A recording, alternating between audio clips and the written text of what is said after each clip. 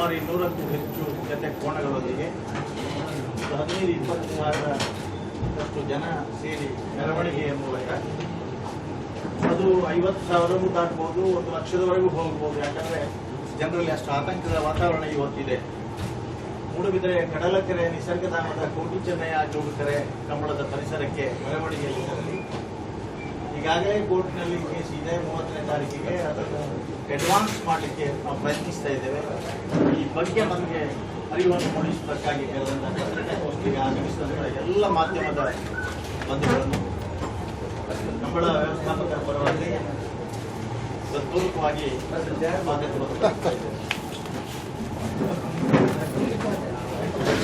ಇವತ್ತಿನ print media ಮತ್ತು ಟಿವಿಯವರನ್ನು ನೋಡಿ ನಮಗೆ ಬಹಳ ಸಂತೋಷ ಆಯಿತು. ನಿಮಗೆಲ್ಲ ಅಭಿನಂದನೆಗಳು. ಇವತ್ತು ಕಂಬಳದ ಬಗ್ಗೆ ಅಭಿಮಾನದಿಂದ ಇಷ್ಟು ದೊಡ್ಡ ಸಂಖ್ಯೆಯಲ್ಲಿ ಮೀಡಿಯಾ ಇವತ್ತು ನಮ್ಮ ಸಂದರ್ಶನ ಮಾಡಲಿಕ್ಕೆ ತಾವು ಬಂದಿದ್ದೀರಾ. ಇಂತಹ ದೊಡ್ಡ ಸಪೋರ್ಟ್ಗೆ ನಾವು ಅಭಿನಂದನೆಗಳನ್ನು ಸಲ್ಲಿಸ್ತೇವೆ ಪ್ರಥಮವಾಗಿ. ಅದೇ ರೀತಿ ಇವತ್ತು ನಮ್ಮ ಕಂಬಳ ಸಂಯೋಜಕರು, ದಕ್ಷಿಣ ಕನ್ನಡ ಜಿಲ್ಲೆಯ ಅವಿಭಾಜ್ಯ ಜಿಲ್ಲೆಯ ಕಂಬಳ ಸಮಿತಿಯ ಅಧ್ಯಕ್ಷರು ಬಂದಿದ್ದಾರೆ. ಇವತ್ತು ಒಂದು ದೊಡ್ಡ ರೀತಿಯಲ್ಲಿ ಕಂಬಳ ಮುಂದಿನ ದಿನಗಳಲ್ಲಿ ನಡೀಬೇಕು. ಕೋರ್ಟಿನ ಗಮನ ಸೆಳೆಯುವ ಕೆಲಸ ಆಗಬೇಕು, ಸರ್ಕಾರದ ಗಮನ ಸೆಳೆಯುವ ವ್ಯವಸ್ಥೆ ಆಗಬೇಕು. ಇವತ್ತು ಪ್ರಾಣಿದಯ ಸಂಘದವರಿಂದಾಗಿ ಕಂಬಳ ನಿಂತದ್ದು. ಪ್ರಾಣಿದಯ ಸಂಘದವರು ಇವತ್ತು ತಮಿಳುನಾಡಿನ ಜಲ್ಲಿಕಟ್ಟನ್ನು ತೋರಿಸಿ ಕಂಬಳ ಅದೇ ರೀತಿ ಎಂಬ ಮನೋಭಾವವನ್ನು ಕೋರ್ಟ್ಗೆ ಹುಟ್ಟಿಸಿದ್ದಾರೆ. ಆದ್ರಿಂದಾಗಿ ಕೋರ್ಟ್ ಸ್ಟೇ ಕೊಟ್ಟಿದೆ. ಆದ್ರಿಂದ ಇವತ್ತು ಕರ್ನಾಟಕದ ಜಾನಪದ ಕ್ರೀಡೆಯಾದಂತಹ ಕಂಬಳವನ್ನು ಉಳಿಸಬೇಕು ಎಂಬ ದೃಷ್ಟಿಯಿಂದ ನಿನ್ನೆ ಮೂಡುಬಿದಿರೆಯಲ್ಲಿ ದೊಡ್ಡ ಮೀಟಿಂಗ್ ಮಾಡಿ ಯಾವ ರೀತಿ ಅದನ್ನು ಸಂಯೋಜನೆ ಮಾಡಬೇಕು ಎಂಬ ಒಂದು ರೂಪುರೇಷೆಗಳನ್ನು ತಯಾರಿಸಿದ್ದೇವೆ. ಇದು ಇಡೀ ರಾಜ್ಯದ ಗಮನ ಸೆಳೆಯಬೇಕಾಗಿದೆ. ಅದಕ್ಕಾಗಿ ಜಿಲ್ಲೆಯ ಕೇಂದ್ರ ಸ್ಥಳ ಮಂಗಳೂರಿನಲ್ಲಿ ಇವತ್ತು ನಾವು ಕಂಬಳ ಸಮಿತಿಯವರೆಲ್ಲ ಸೇರಿ ಈ ಪ್ರೆಸ್ ಮೀಟ್ ಅನ್ನು ನಡೆಸಿದ್ದೇವೆ. ಅದರ ರೂಪರೇಷೆಗಳನ್ನು ನಮ್ಮ ಗುಣಪಾಲ್ ಕಡಂಬರು, ಪ್ರೊಫೆಸರ್, ಮತ್ತೆ ಕಂಬಳದ ಬಗ್ಗೆ ರಾಜ್ಯೋತ್ಸವ ಪ್ರಶಸ್ತಿ ಪಡೆದವರು, ಕಂಬಳ ಅಕಾಡೆಮಿಯನ್ನು ನಡೆಸುವವರು, ಅವರು ಅದರ ಬಗ್ಗೆ ಇವತ್ತು ವಿವರಿಸ್ತಾ ಇದ್ದಾರೆ. ಆತ್ಮೀಯರೇ, ವೇದಿಕೆಯಲ್ಲಿ ಕಂಬಳ ಕರಾವಳಿಯ ಕ್ರೀಡೆಯಾಗಿ ಇರಬೇಕು, ಅದು ಕರ್ನಾಟಕದ ಕ್ರೀಡೆಯೂ ಹೌದು ಅನ್ನೋ ದೃಷ್ಟಿಯಲ್ಲಿ ತುಳು ನಾಟಕ ರಂಗದ ಅತ್ಯಂತ ಪ್ರಮುಖ ವ್ಯಕ್ತಿ ವಿಜಯಕುಮಾರ್ ಕೊಡಿವಾಯಬಾಯಿ ಅವರು ನಮ್ಮೊಂದಿಗೆ ಇವತ್ತು ಕೈ ಜೋಡಿಸಿದ್ದಾರೆ. ಹಾಗೆಯೇ ಐಕಳ ಕಂಬಳದ ಸಮಿತಿಯ ಅಧ್ಯಕ್ಷರು, ಸಾಮಾಜಿಕ ಕಾರ್ಯಕರ್ತರಾಗಿರುವಂತಹ ಡಾಕ್ಟರ್ ದೇವಿ ಪ್ರಸಾದ್ ಶೆಟ್ಟಿ ಅವರು ನಮ್ಮೊಂದಿಗಿದ್ದಾರೆ. ಕಾಸರಗೋಡಿನ ಏಕೈಕ ಪ್ರತಿನಿಧಿಯಾಗಿರುವಂತಹ ನಮ್ಮ ಕಂಬಳ ಸಮಿತಿಯ ಕೋಶಾಧಿಕಾರಿಗಳಾಗಿದ್ದುಕೊಂಡು ಅವಿರತವಾಗಿ ಅಹೋರಾತ್ರಿ ಹೋರಾಡುವಂತಹ ಕೆಪಿಆರ್ ಶೆಟ್ಟಿ ಅವರು ವೇದಿಕೆಯಲ್ಲಿದ್ದಾರೆ.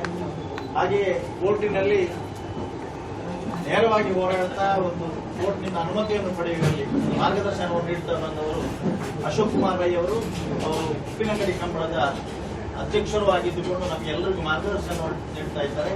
ಹಾಗೆ ಅಭಯ್ ಚಂದ್ರ ಜೈನ್ ಅವರು ಇವತ್ತು ನಾವು ರಾಜಕಾರಣಿಯಾಗಿ ಇಲ್ಲಿ ಕಾಣ್ತಾ ಇಲ್ಲ.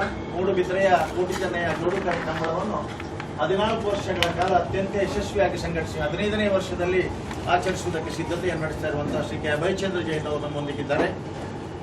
ಪ್ರಸ್ತುತ ಕಂಬಳ ಸಮಿತಿಯ ಅಧ್ಯಕ್ಷರು, ಕರ್ನಾಟಕ ಕಂಬಳಕ್ಕಾಗಿ ಕರ್ನಾಟಕ ರಾಜ್ಯೋತ್ಸವದ ಮೊದಲನೆಯ ಪ್ರಶಸ್ತಿಯನ್ನು ಪಡೆದಂತಹ ಬಾರ್ಕೂರು ಶಾಂತಾರಾಮ್ ಶೆಟ್ಟಿ ಅವರು ನಮ್ಮೊಂದಿಗಿದ್ದಾರೆ. 20 ಭಾಸ್ಕರ ಸುಬ್ಬಯ್ಯ ಕೋಟೆ 4.5 ದಶಕ 5 ದಶಕಗಳ ಕಾಲ ಕೋಣಗಳನ್ನು ಕಟ್ಟಿ ಕಂಬಳ ಸಮಿತಿಯ ಅಧ್ಯಕ್ಷರಾಗಿ ಕಳೆದ 2 ವರ್ಷಗಳ ಹಿಂದೆ ಮೂಡುಬಿದಿರೆಯಲ್ಲಿ ಅಭೂತಪೂರ್ವವಾದಂತಹ ಒಂದು ಮಂಗಳೂರಿನಲ್ಲಿ ಅಭೂತಪೂರ್ವವಾದಂತಹ ಒಂದು ಸಂಘಟನೆಯನ್ನು ಮಾಡಿದಂತಹ ಭಾಸ್ಕರ ಎಸ್ ಕೋಟೆ ನಮ್ಮೊಂದಿಗಿದ್ದಾರೆ. ಯುವ ಮುಂದಾಳು, ಈ ಬಗ್ಗೆ ಮೊನ್ನೆ ಮುಲ್ಕಿಯಲ್ಲಿ ಕೂಡ ನಾನು ನೋಡಿದೆ. ಮಿಥುನ್ ರೈ ಅವರು ನಮ್ಮೊಂದಿಗಿದ್ದಾರೆ. ಹಾಗೆ ಕಂಬಳ ಸಮಿತಿಯ ಪ್ರಧಾನ ಕಾರ್ಯದರ್ಶಿಗಳಾದಂತಹ ವಿಜಯಕುಮಾರ್ ಗಂಗನಮನೆ ಅವರು ನಮ್ಮೊಂದಿಗಿದ್ದಾರೆ. ಹಾಗೆಯೇ ನಮ್ಮ ಸಿದ್ದಕಟ್ಟೆ ಒಕ್ಕಡೆಗೋಳಿಯ ಕಂಬಳ ಸಮಿತಿಯ ರಶ್ಮಿ ಶೆಟ್ಟಿ ಅವರು ನಮ್ಮೊಂದಿಗಿದ್ದಾರೆ. ಹಾಗೆ ಅನೇಕ ಜನ ಇವತ್ತು ಈ ಸಂಘಟನೆಯಲ್ಲಿ ಕೈ ಜೋಡಿಸಿಕೊಂಡಿದ್ದಾರೆ. ಈಗ ವಾಸ್ತವವಾಗಿ ನಮ್ಮ ಸ್ಥಿತಿಯಲ್ಲಿ ಇದೆ ಅಂತ ಹೇಳಿದ್ರೆ, ಕರ್ನಾಟಕ ಸರ್ಕಾರದಲ್ಲಿ ನಾವು ಮತ್ತೆ ಮನವಿ ಮಾಡಿಕೊಂಡ ಪ್ರಕಾರ ಜಲ್ಲಿಕಟ್ಟಿಗೆ 3 ವರ್ಷಗಳ ಅವಧಿಯನ್ನು ಕೊಟ್ಟಿದ್ದೀರಿ ಅಧ್ಯಯನ ಮಾಡುವುದಕ್ಕಾಗಿ. ಈಗ ಒಂದು ತಪ್ಪು ಕಲ್ಪನೆ ಏನಿದ್ರೆ ಕಂಬಳ ಅಂದ್ರೆ ಬಫೆಲೋ ರೇಸ್ ಅನ್ನುವಂಥದ್ದು ಒಂದು ಕಲ್ಪನೆ ಬಂದುಬಿಟ್ಟಿದೆ.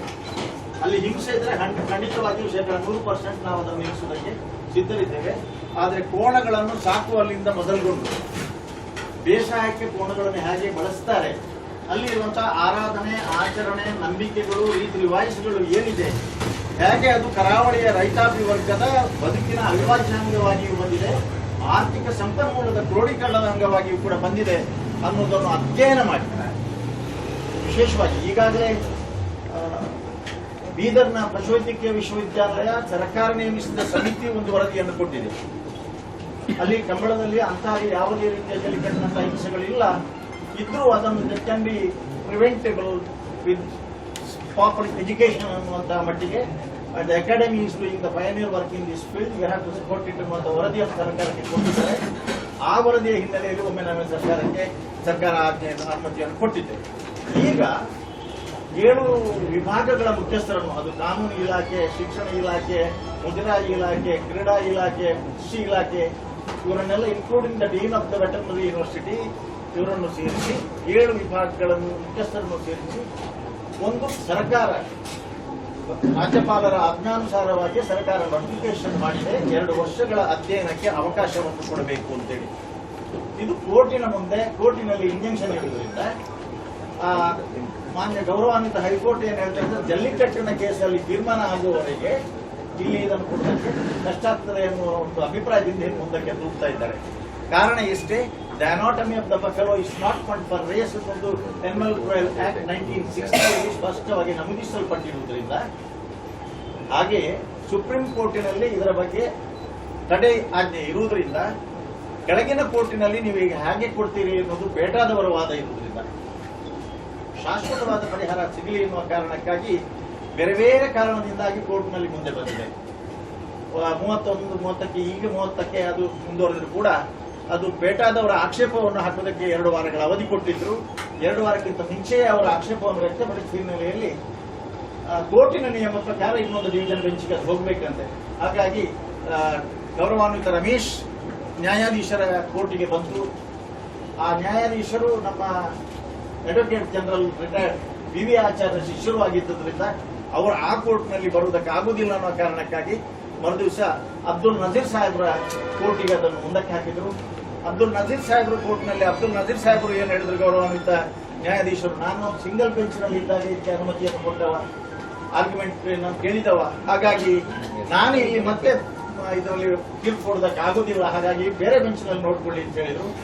ಹಾಗೆ ಮರುದಿವಸ ಅದು ಜಯಂತ್ ಪಾಟೀಲ್, ತಮ್ಮ ಹೆಸರು ಹೆಚ್ಚು ಕಡಿಮೆ ಇರ್ಬೋದೇನೋ, ಗೌರವಾನ್ವಿತ ನ್ಯಾಯಾಧೀಶರ ಮುಂದೆ ಬಂತು. ಅಲ್ಲಿಗೆ ಬರುವಾಗ ಕೇಂದ್ರದಲ್ಲಿ ಜಲ್ಲಿಕಟ್ಟಿನ ಬಗ್ಗೆ ಸುಗ್ರೀವಾಜ್ಞೆ ತಯಾರಾಗ್ತಾ ಇದೆ ಅನ್ನುವಂಥದ್ದು ಎಲ್ಲ ಮಾಹಿತಿಗಳು ಬರ್ತಾ ಇತ್ತು. ಇದು ಬಹಳ ಸೂಕ್ಷ್ಮ ವಿಚಾರ.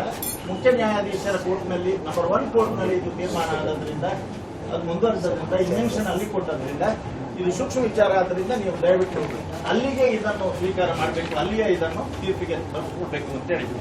ಈ ಮಧ್ಯೆ ಮುಖ್ಯ ನ್ಯಾಯಾಧೀಶರ ಮನೆಯಲ್ಲಿ ಅವರ ಮಗನಿಗೆ ವಿವಾಹ ಸಮಾರಂಭ ಇದ್ದರಿಂದ ಮುಖ್ಯ ನ್ಯಾಯಾಧೀಶರು ರಜೆಯಲ್ಲಿ ಹೋಗಿರುವುದರಿಂದ ಅವರು ಪ್ರಾಯಶಃ 24ಕ್ಕೆ ಬರುವ ಸಾಧ್ಯತೆ ಇದೆ.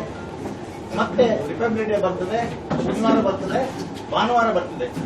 ಈ ಕಾರಣದಿಂದಾಗಿ ನಮ್ಮ ನ್ಯಾಯಾಧೀಶರ ಮೂಲಕ ನಾವು ವಿನಂತಿ ಮಾಡಿಕೊಂಡಿದ್ದೇವೆ ಆ ಕೇಸನ್ನು ಅಡ್ವಾನ್ಸ್ ಮಾಡಲಿಕ್ಕೆ.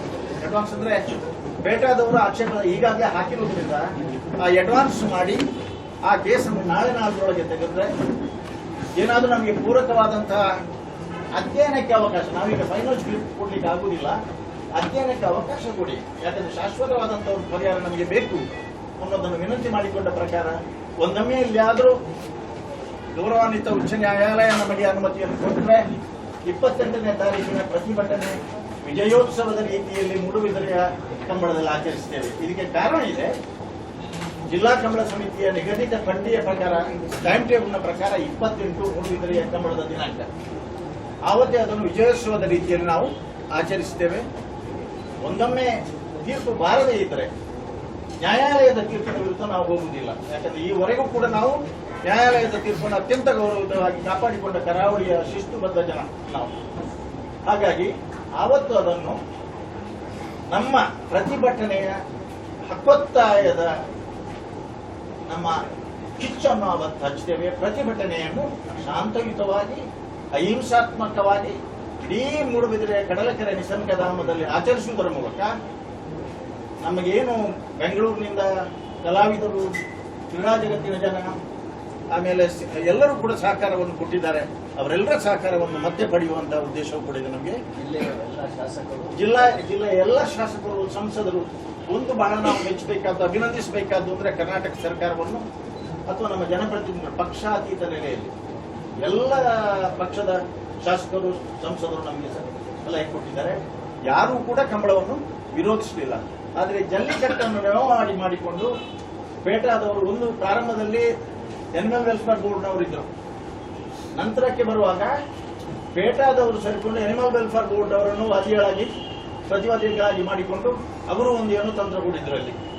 ಹೀಗಾಗಿ ಪೇಟಾದ ನಮ್ಮ ಜಲ್ಲಿಕಟ್ಟಿನ ಕಾರಣದಿಂದಾಗಿ ನಮಗೆ ಕಂಬಳವನ್ನು ಮುಂದುವರಿಸಿದ್ದಕ್ಕೆ ಸರ್ಕಾರದ ಅನುಮತಿ ದೊರಕ್ತಾ ಇಲ್ಲ. ಹಾಗಾಗಿ ಕಾನೂನನ್ನು ನಾವು ಗೌರವಿಸಬೇಕು. ಹಾಗಾಗಿ